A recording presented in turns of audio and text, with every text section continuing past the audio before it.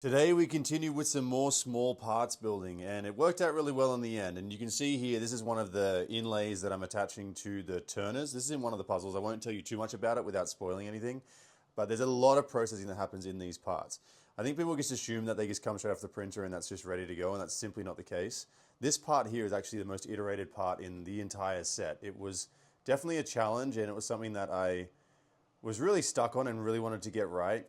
Not just for the sake of the puzzle, but also for how it's utilized within the puzzle, how it comes apart, and also how it goes together. Because keep in mind, building one thing once is not too difficult in the scheme of things, but building one thing hundreds of times is definitely a different story. And we still do get some scenarios where things don't go exactly how I plan them to go in assembly, but it's not very often, honestly. Usually half the time it's print failures that are the biggest issue that we deal with, but we're working through that and we're learning a lot as we go through this process. But you can see here as well, Jess was getting through all of the literature.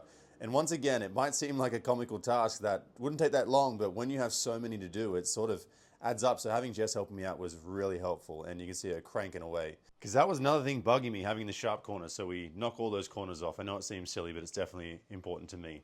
You can see here I'm putting all the screws in. All the turners actually get screwed in. It seems like overkill, but trust me, I've tried every single way that's repeatable, and this is the best way. But we made heaps of progress here. So make sure if you have any questions or you want to see something specific, let me know. Bye.